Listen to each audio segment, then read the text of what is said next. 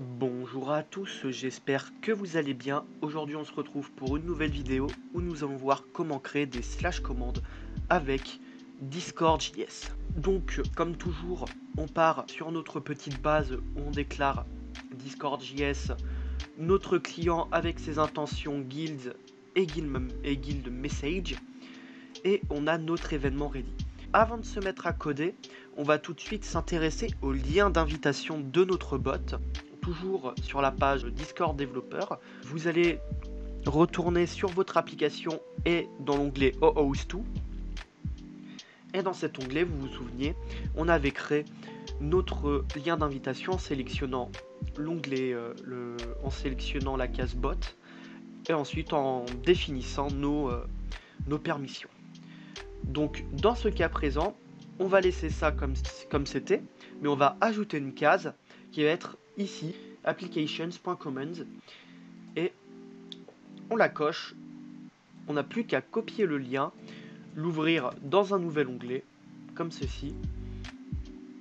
Et puis pas besoin de retirer le bot de vos serveurs pour le remettre en fin de compte. Réutiliser le lien d'invitation sur le même serveur pour un bot, ça met juste à jour ses accès et ses autorisations donc sur votre serveur. Donc je sélectionne mon serveur, je continue, j'autorise, on attend un petit peu comme toujours, et voilà, donc mon bot va pouvoir avoir accès au slash commande désormais. Donc maintenant on va pouvoir se mettre à coder tout ça. Donc pour commencer, on va ajouter une constante qui va être un require aussi. Donc on écrit const et cette fois-ci on va mettre des accolades. Et dans ces accolades on va écrire slash commande builder. Comme ceci, sans oublier les majuscules, les majuscules et les minuscules. Donc après nos accolades on met égal, require, entre parenthèses et entre guillemets. Et ici on va mettre discord.js slash builders. Et on met un point virgule. Donc en gros on va utiliser l'objet slash command builders qui est contenu dans le dossier builder de notre dossier @discord.js. On va juste extraire le slash command builder, donc qui va nous permettre de créer nos slash commandes. Donc on va créer tout de suite notre première slash commande. Je vais vous montrer comment ça fonctionne. Donc on va créer une constante que je vais appeler data, donc qui va contenir les données de notre slash commande, et elle va être égale à new slash commande builder. Entre parenthèses, on met des parenthèses, et ensuite on met pas tout de suite de point virgule car en fait ça va fonctionner comme lorsque l'on définit un embed et ses paramètres. C'est-à-dire on a juste à la ligne, on met un point, et ici par exemple si on veut définir le nom de notre commande, on va écrire set name, entre parenthèses et entre guillemets, ping par exemple. On va faire une petite commande ping qui va nous renvoyer pong. Donc on peut également mettre une description à notre commande. Donc pour ça, on retourne à la ligne, on remet un point, on fait set description, entre parenthèses et entre guillemets. Et ici on va écrire la description de notre commande qui va être renvoi pong, pardon. Et là, pour l'instant, on n'a pas besoin d'aller plus loin dans ce qui est des permissions de notre bot. Enfin, pas des permissions, dans ce qui est des paramètres de notre commande, pardon. Et donc, on met un point virgule. Donc ensuite, on va créer, donc notre commande est créée, mais il faut l'ajouter à notre bot. Donc, on va faire ça dans l'événement ready. Il existe deux manières de le faire. La première, c'est celle qui va la mettre en global sur tous les serveurs, donc qui est client.application.commands.create, entre parenthèses, et on met data dedans. Donc ici on crée la commande pour tout, pour le client, donc en général donc notre bot, et qui va être applicable sur tous les serveurs. Mais ça prend un peu de temps, le temps que la commande soit déployée sur tous les serveurs, ça prend un peu de temps. Selon la documentation de Discord, ça peut prendre 1 heure, voire plus. Donc on ne va pas se servir de ça puisque nous, on veut quelque chose de plus rapide pour nos tests. Et donc, ce qui est plus rapide, c'est de définir la commande uniquement pour un serveur, enfin, définir pour des serveurs directement. Donc, pour ça, on va aller obtenir l'identifiant de notre serveur. Donc, on va aller sur Discord. Pour obtenir l'identifiant de votre serveur, vous allez dans les paramètres utilisateurs, dans l'onglet avancé, et vous allez activer le mode développeur. Et ensuite, lorsque vous ferez clic droit sur votre serveur dans la liste des serveurs, vous aurez un petit bouton ici qui va être copier l'identifiant. Donc ça copie l'identifiant dans le presse-papier tout simplement. On va s'en servir, donc on va créer notre commande donc dans le serveur en question. Donc pour ça on va écrire client.guilds.cache.get entre parenthèses et entre guillemets. Et ici on met notre identifiant. Et ensuite, après ça on va écrire .commons.create entre parenthèses et on met nos data. Et donc avec ça on va avoir notre commande qui va être créée toute seule. Donc si je lance mon programme, on va pouvoir constater donc sur le serveur, je vais créer un nouveau salon. Donc ça c'était mon petit salon pour faire mes tests. On va dupliquer le salon pendant que notre bot se lance tranquillement. Et celui-là, on n'en a plus besoin. Donc notre bot est lancé. Et donc, si je vais ici et que je fais slash, vous voyez que notre bot a une petite commande qui s'appelle ping. Et on voit qu'en bas c'est écrit renvoi pong. Et donc si je l'entre, on a un petit temps de chargement avec envoi de la commande. Et on a une réponse échec de l'interaction. Ça c'est parce qu'on n'a pas encore programmé justement le fonctionnement de notre commande. Donc c'est ce que nous allons faire désormais. Donc pour ça on va créer un nouvel événement. Donc toujours client.on entre parenthèses et entre guillemets qui va s'appeler interaction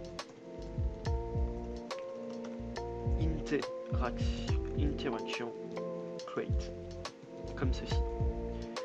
Une petite virgule et ici on va nommer une variable qui correspondra donc aux informations de notre interaction. Pour le coup moi je vais l'appeler juste interaction. Donc on met un égal et une flèche vers la droite comme toujours pour les événements. On met nos accolades, on passe à la ligne, on n'oublie pas le point virgule à la fin de notre événement. Et donc à chaque fois qu'on va envoyer une commande, une slash commande, on aura cet événement qui va être enclenché. Et donc dans ce code là on va pouvoir créer justement le fonctionnement de notre commande. Donc tout d'abord, il faut savoir que Interaction Create peut fonctionner avec plein de choses. Ça fonctionne également avec les menus de sélection et les boutons qui ont été les derniers ajouts avec les slash commandes dans Discord. Et donc pour le coup il faut bien définir que ce soit une commande. Donc pour ça on va faire une condition. Donc if entre parenthèses interaction.isCommand entre parenthèses. Et ensuite à la fin on met des accolades. Et donc si notre interaction est une commande, alors on continue, on exécutera le programme qui se situe à l'intérieur. Donc là ça va, pour la suite ça va fonctionner en fait un peu comme lorsqu'on récupère un message avec MessageCreate et qu'on veut faire une commande personnalisée avec.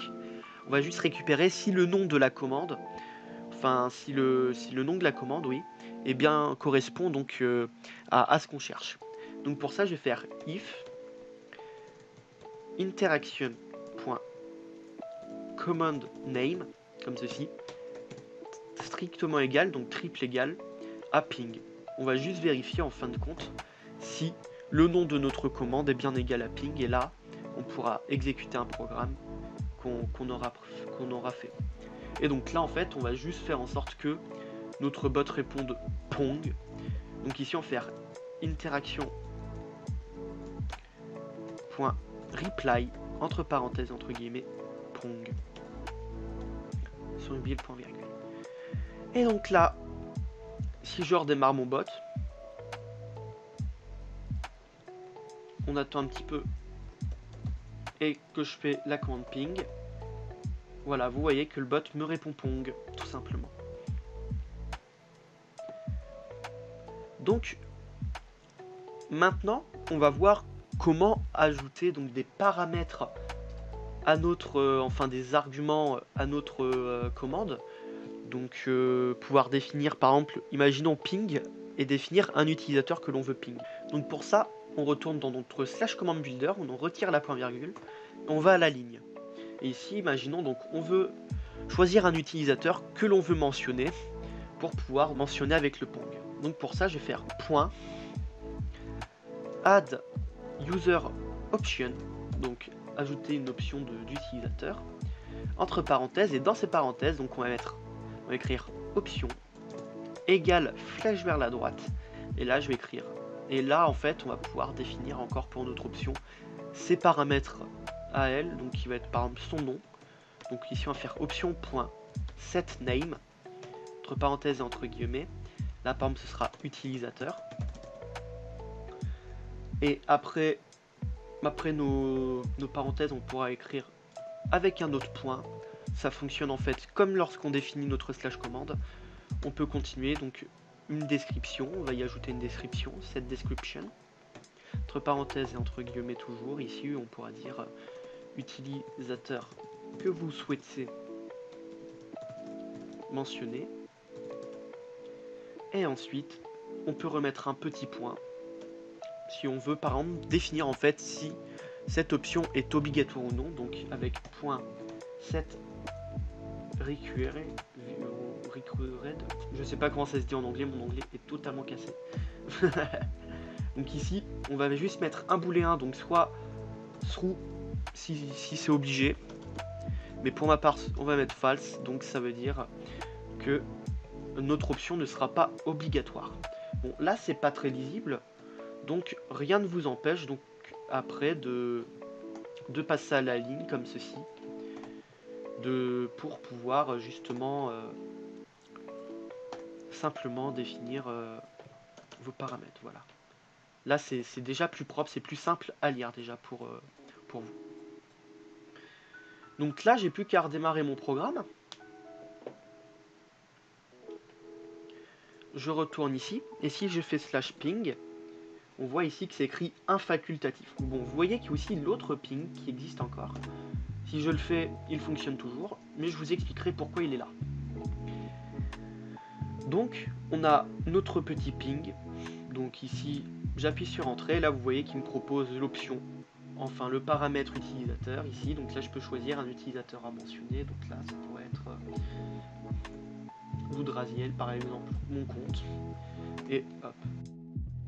Donc ici, on constate que malgré qu'on utilise un utilisateur mentionné, ben, ça ne change rien, puisqu'on n'a pas encore défini dans notre programme ce que va faire cette mention. Donc, en retournant dans notre programme, on va retourner au niveau de l'interaction. Donc, pour notre ping, et ici, en fait, on va prendre une variable let que je vais appeler user, où on va récupérer justement notre paramètre, donc qui va être égal à interaction.option.getUser, entre parenthèses et entre guillemets, et ici en fait on va mettre le nom de notre option. Donc ici c'était utilisateur, et donc on récupère notre utilisateur. Et donc pour continuer, on va bien sûr vérifier que notre utilisateur est bien défini. Donc if user inégal à undefined, alors à ce moment-là, on pourra écrire un programme justement qui correspondra à ce que l'on veut faire si on a un utilisateur qui est mentionné. Et on n'oublie pas le petit else pour le reste, donc pour le fonctionnement basique de la commande. En gros, pour vous expliquer, s'il n'y a pas d'utilisateur spécifié donc dans la commande, la variable sera égale à undefined. Et donc on vérifie qu'elle n'est pas égale à undefined pour pouvoir justement interagir avec. Donc ici, ce qu'on va faire, c'est la mentionner. Par exemple, on va faire Pong en mentionnant quelqu'un. Donc on va faire interaction.reply, et donc dans notre texte de reply, on va faire pong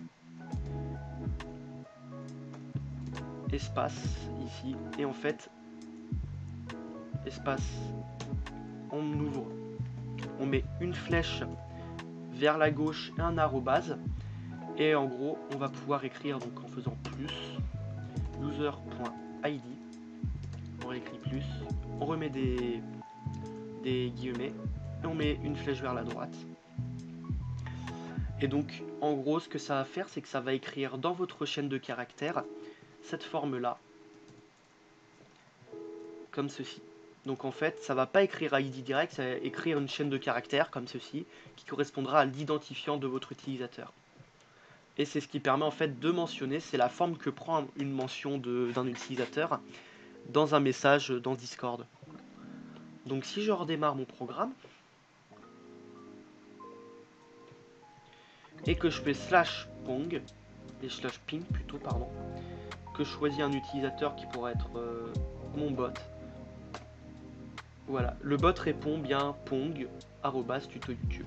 Mais si je fais /ping sans rien, vous voyez qu'il répond pong sans rien également. Petite interruption parce que je me suis rendu compte pendant le montage que j'avais oublié quelque chose. Donc je voulais vous montrer que vous parlez du fait que même si là mon bot est éteint, la commande ici est sont bel et bien disponibles, et que même si je supprime justement le create et que je relance mon programme, vous allez voir que également les commandes que j'ai créées, donc les deux commandes ping, sont toujours disponibles.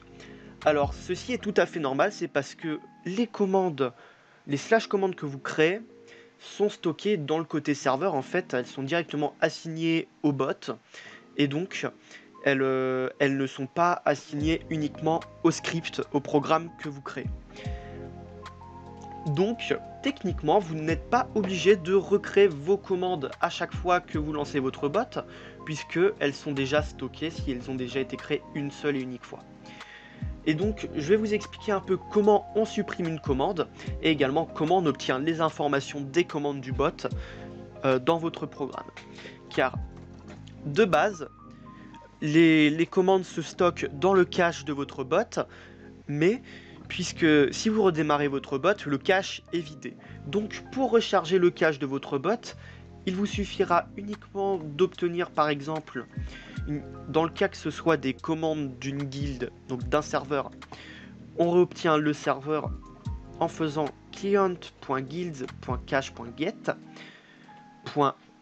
.commons, donc toujours pour obtenir tout ce qui correspond aux commandes de la guilde, et ici on fait .fetch entre parenthèses, et ici donc en fin de compte ça va recharger le cache de notre bot et donc lui remettre sa liste de commandes.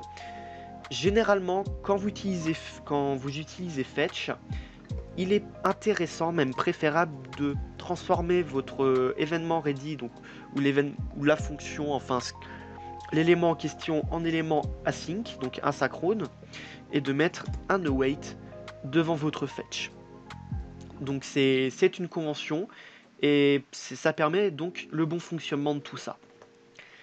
Et donc je vais vous montrer un petit exemple, donc pour vous montrer que ça charge bien dans notre console ce que l'on cherche, enfin que ça charge bien dans notre bot les informations que l'on cherche.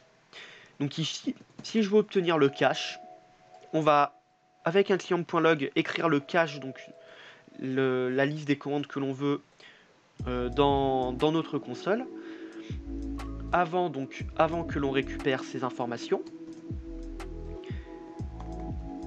Et je vais refaire la même chose après pour qu'on vérifie bien que nos commandes soient bien récupérées. Donc vous voyez, la première fois donc on a une map donc qui est complètement vide puisqu'il n'y a pas de commande, et la seconde fois on retrouve quand même une commande qui est présente. Donc si on regarde, donc c'est celle qui s'appelle ping et qui renvoie pong tout simplement. Donc on la retrouve ici, donc notre commande ping. Donc ensuite, imaginons vous voulez tout d'abord, à chaque fois que vous redémarrez votre bot, supprimer toutes les commandes de votre bot pour pouvoir tout redéfinir à la main C'est une possibilité. Donc pour ça, on va créer une boucle. Donc en partant toujours donc, des commandes de notre guilde. Donc on va récupérer tout ça. Ici on fait .cache et ici on va faire .map entre parenthèses. Et ici en fait on va créer une fonction. Donc ça va être comme un événement en fin de compte, mais qui va être exécuté pour chaque fois. Pour chaque élément de notre tableau de notre cache, donc pour chaque commande, ça va être exécuté et ça va nous renvoyer commande, donc avec l'élément commande. Donc on écrit commande, donc ce serait une variable qui correspondra donc à la commande en question, donc sélectionnée dans notre liste. On écrit un égal et une flèche vers la droite. On met des accolades comme pour un événement. Et donc ce programme sera exécuté à chaque fois donc pour chaque commande. Et donc imaginons vous voulez supprimer votre commande, vous faites juste commande.delete. Donc ici on peut redémarrer le programme et donc on verra que notre commande va être supprimée automatiquement. Voilà, comme vous voyez, il ne reste plus qu'une seule commande ping. Donc cette commande ping là doit sans doute provenir de justement d'une commande faite par l'application. Donc pour ça on peut le vérifier simplement. Donc il suffit de remplacer le client.guild.cache.get par client.application ici. Et donc en fait .commons.cache ça revient aux mêmes choses en fin de compte. Donc je vous enverrai de toute manière, enfin je mettrai tout ça en description pour toutes les documentations relatives aux commandes. Et parce que c'est très complet, donc ça demande beaucoup de choses. Et donc on va prendre le temps de vérifier tout d'abord qu'on ait bel et bien une commande ici. Donc si je redémarre mon bot tranquillement, voilà, vous voyez qu'au début dans notre premier console.log il n'y a rien dans le cache, mais que dans le second console.log on a bel et bien notre commande qui existe. Et donc là c'est pareil, si on veut supprimer toutes les commandes, donc vider complètement le cache, on fait application.common.cache.map, on refait notre petite boucle, enfin notre petite map et donc notre forme d'événement, notre fonction plutôt. Ça fonctionne comme une fonction en fin de compte. Donc on redémarre le bot. Et voilà, donc notre programme normalement, vous voyez que il n'y a plus de commandes. Donc les commandes de YouTube n'existent plus puisqu'elles ont toutes été supprimées. Donc après, si vous voulez supprimer une seule et unique commande, vous pouvez toujours obtenir son identifiant en utilisant le fetch et en regardant. Donc ensuite, vous voyez qu'on a bel et bien un identifiant pour la commande qui est écrit ici. Et de toute manière, si vous allez dans la liste, donc malheureusement elle a été vidée, donc je ne peux plus y avoir accès. Mais ici, c'est l'identifiant de la commande et vous pouvez toujours faire un petit cache.get comme pour le guild, donc client.application.command.cache.get. Donc avec ici donc l'identifiant de votre commande, donc qui pourrait être un code au hasard. Ici vous mettez .delete comme ceci. Donc voilà. J'espère que ça vous aura aidé et donc je vous renvoie tout de suite sur la fin de la vidéo. Donc là ce que je vous ai montré c'est un peu la base du fonctionnement d'un bot, enfin d'une slash commande, car il existe une bonne dizaine d'options possibles. Je vous mettrai des liens en description pour voir toutes ces options, tout ce qu'il y a comme possibilité à faire. Je ne peux pas toutes les explorer. En tout cas, je tiens à vous préciser que si vous avez aucune base en programmation, vous risquez d'avoir beaucoup de mal à gérer les différentes, toutes les possibilités de slash commande, puisqu'il faut quand même connaître un minimum les différents types de variables qu'il existe. Donc je pense qu'il faudra que vous preniez le temps de votre côté aussi d'apprendre les bases du JavaScript pour essayer de comprendre un minimum ce que vous ferez avec ces slash commandes. Donc sur ce, j'espère que cette vidéo vous a plu. Si c'est le cas, n'hésitez pas à vous abonner, lâcher un pouce en l'air et mettre un commentaire. Et j'espère que vous aurez réussi à bien faire vos slash commandes et que vous allez bien vous amuser avec ça. Sur ce, je vous dis à la prochaine. C'était Loudraziel. Ciao ciao.